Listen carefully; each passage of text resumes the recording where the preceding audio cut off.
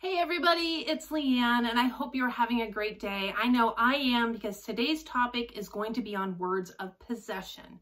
Now I want to be clear, I'm not talking about possessed words. You know, those ones that are inhabited by demons, and if they show up in your paper somehow they make your draft disappear on your computer, kind of like gremlins. You don't know what I'm talking about? Well, good.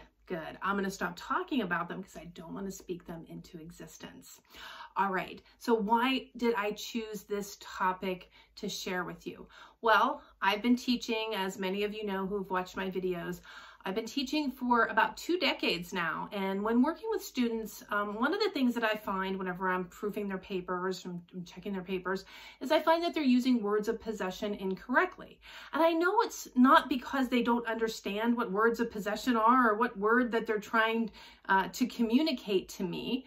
It's just that a lot of times it's a spelling error, and it's because there are other words that sound exactly the same, mean different things, and they have different spellings. So a lot of times your spell check isn't going to help you. It's not going to tell you, hey, you've used this word incorrectly. Now, grammar check will often pick it up, but you don't want to always rely on your spell check or your grammar check to proofread your paper. You need to proofread your paper with your own eyes. And there's a lot of situations where you're not going to be using grammar check or spell check, so it's just best if you learn how to use these words correctly. So let's go ahead and start talking about why these words are commonly confused. Well, a lot of them fall into these categories that they're words that you've seen and you use, but they have another word that's sort of like a doppelganger. It's a word that's just like them, only it means something else. Well, that falls into this category of homophones and homonyms and heteronyms and homographs. And you're like, what are those things? Well, we're going to take the next 2 slides and we're going to talk about those things. And I'm not going to quiz you at the end about these, but I just want you to understand what they are to kind of put this whole thing in context so that you know that whenever you are using these words, it's not a word choice error. It's more of a spelling error. And a spelling error doesn't seem to be as egregious to the reader as a word choice error. A word choice error seems to indicate that you don't have a really good command of the English language. And I'm sure that is not the image that you want to project whenever you're communicating with your writing. Okay, so let's talk about what homonyms are. So now homonyms are words that sound alike but have different meanings. Okay, so the example that I've used on this slide is fair and fair. And you can see they sound exactly the same. Actually, they're also spelled the same, which puts them into a different category also, which is on the next slide. But if you use them in a sentence and you choose the wrong one there, spell check, it doesn't matter because they're spelled exactly the same. So this isn't going to be a situation that we're talking about with our possessives, but I just wanted to let you know what a homonym is. And it's, for example, in this sentence, I could say, I was abducted by aliens on the way to the fair. So I'm talking about a location there, and I can say, well, that's just not fair that happened. And fair in that sense, meaning just. So you can see that 2 different words sound exactly the same, and they're actually spelled the same. Those fall into the homonym category. Now, a type of homonym is also on this slide, and it's called a homophone. Now, a homophone, they sound alike. They've got different meanings, but in this case, they have different spellings. And in this case, again, spell check isn't going to help you if you choose the wrong spelling, simply because both of them are words. They're actual real words. So if you spell it wrong, spell check's not going to help you. So for example, right before I got abducted by the alien, I was eating a pear. P-E-A-R, that's a fruit. And then the alien stole my favorite pair of earrings, P-A-I-R, meaning more than one, a couple, two things. So you can see, again, 2 different words, same sound, different spellings. So moving on, there are 2 more types of categories of these words that really just are, you know, hey, English language, thanks for being so confusing, okay? So homographs, these are words that are spelled the same but have different meanings. This is what I was talking about with fair and fair. So my example here is lie and lie, okay? So, hey, extraterrestrial, don't lie to me. See how I'm asking him not to tell me an untruth. And they say, boy, this alien abduction has really tired me out. I'm going to lie down. Okay, so that means to recline. So again, same sound, same spelling, completely different meanings. And our last one in this category, they're called heteronyms. And this is where you have, and it falls into this homograph category because they're spelled the same and they have different meanings, but they sound different. Okay, so the example here is tear and tear.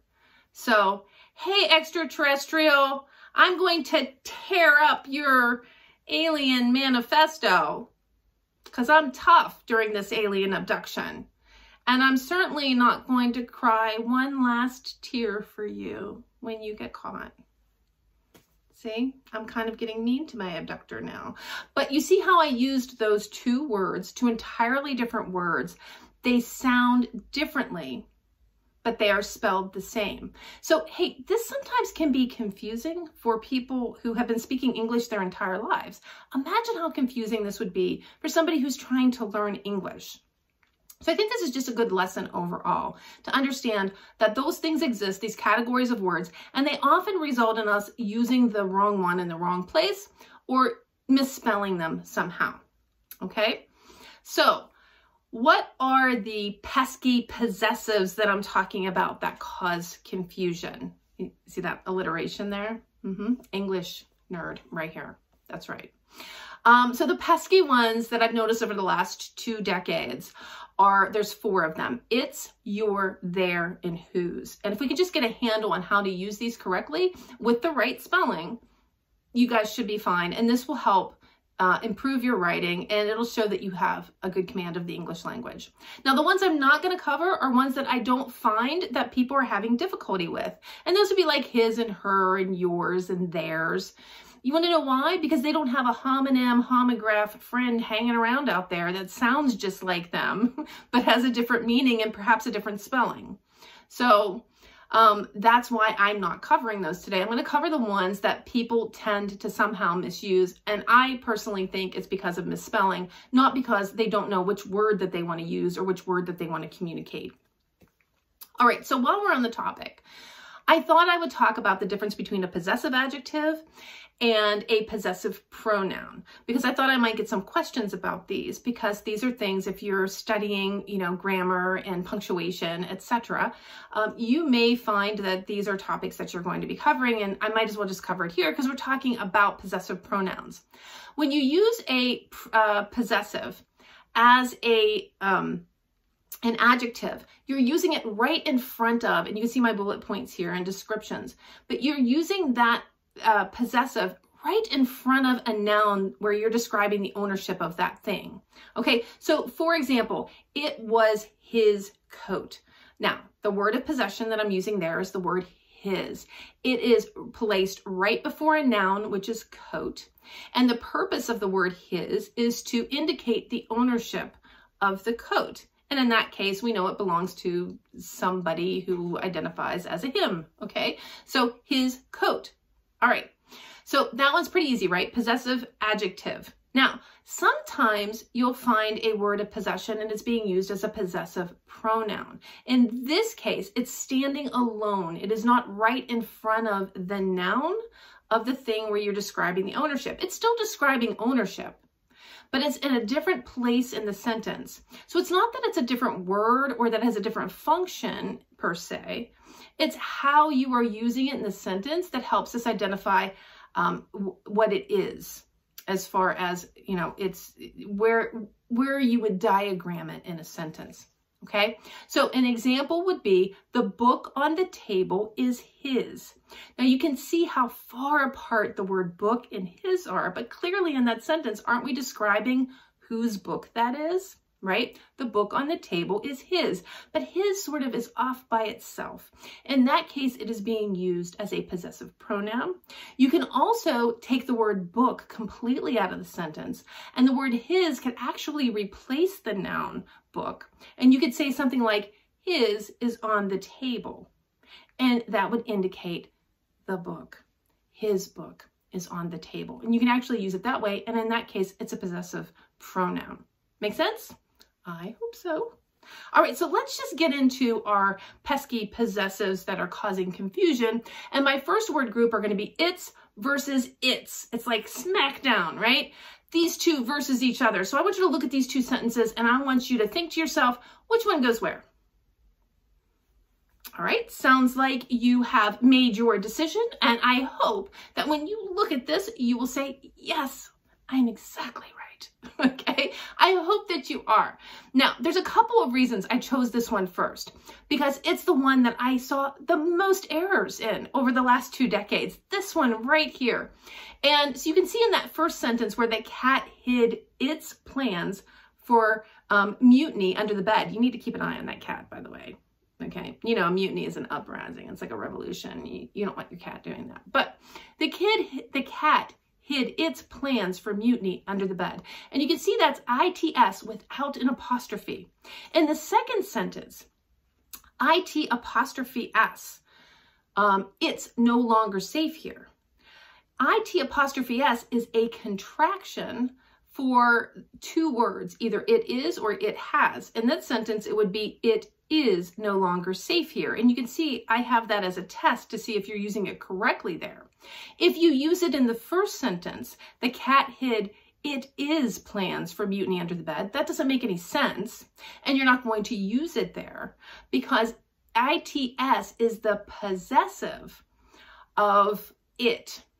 So why do we get this confused? Okay, the reason is simple. What if we said, I found the cat's plans under the bed. C-A-T apostrophe S, plans.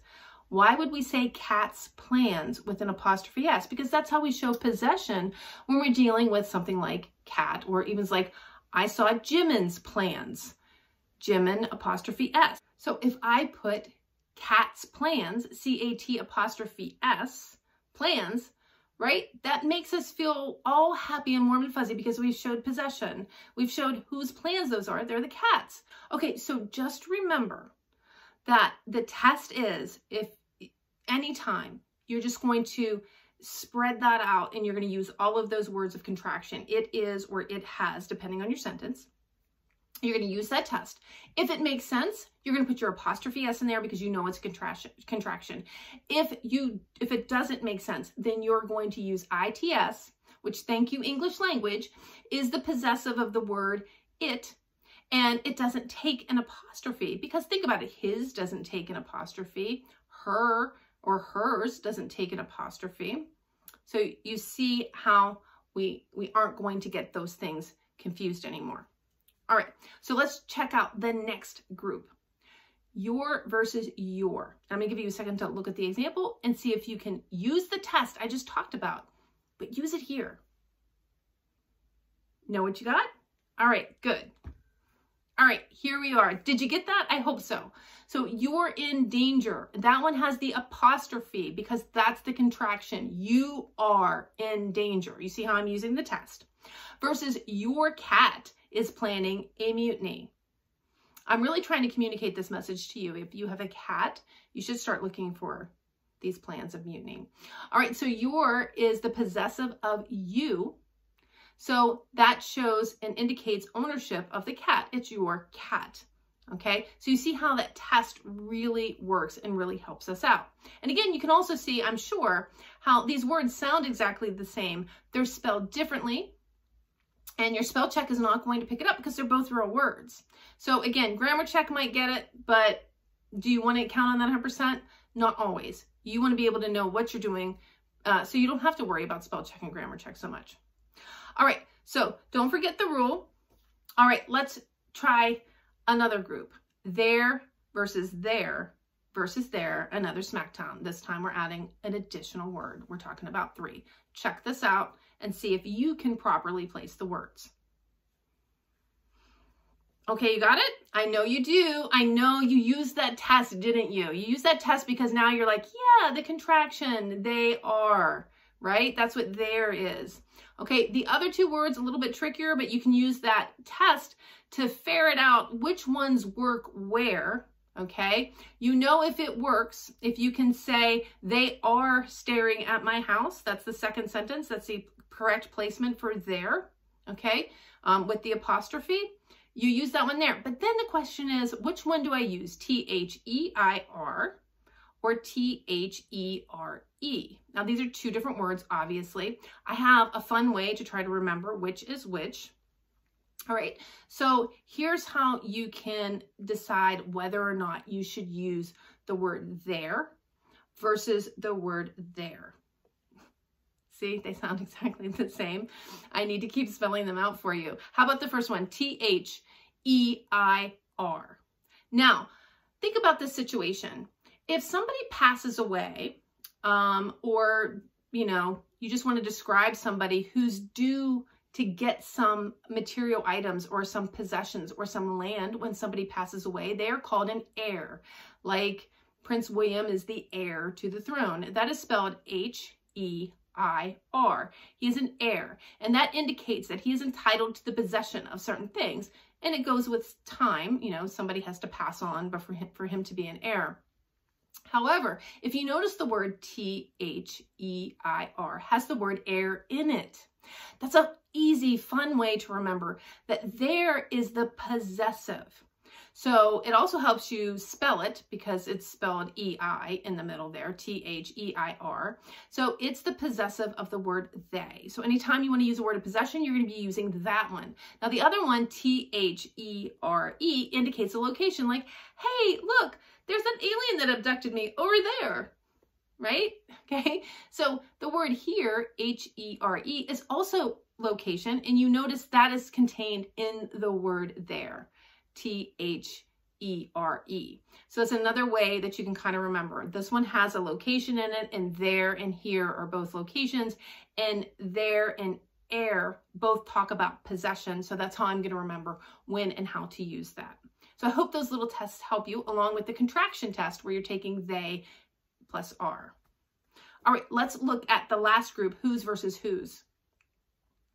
Take a look and see what you get. All right, did you figure it out? I know that you did because you used the contraction test, didn't you? So it should be simple, right? So when you apply the test, who is catnip sprinkled all over my floor, that doesn't make any sense. So you're not going to use the one with the apostrophe, are you? And if you are, come on, stop it. Don't do that anymore. You have another alternative. It's W-H-O-S-E, whose, which is the possessive of who. So whose catnip is sprinkled all over my floor. Now the other one, who is, fits perfectly. Who apostrophe S, who's responsible for these scratches on my new couch. See how that works? So who apostrophe S is the contraction for who is or who has, depending on how you've used it in a sentence. So I hope after explaining this, and we just did the 4 sets of words, so I hope this helps you understand the difference when you use them. And mostly this is more of just helping you make sure you're using the right spelling, because I know that when you're communicating these words to me, you're communicating these sentences. I know from an instructor's perspective that it's not so much word choice as it is spelling, because I feel like word choice means you just don't know what is the correct word because you don't understand the meanings of the words. And I don't really believe that's what the majority of the students are doing. I think it's more of, it sounds exactly the same. I'm in this homonym, homograph trap, and I'm not sure which one I need to use in this situation. It's not that I don't understand what I'm trying to communicate. It's just that I don't understand which spelling I'm supposed to be using here. So hopefully this helped you. If it did, I encourage you to like and subscribe. And check back because I have lots of videos, and some of them are related to legal topics and some of them are related to writing. Have a great day.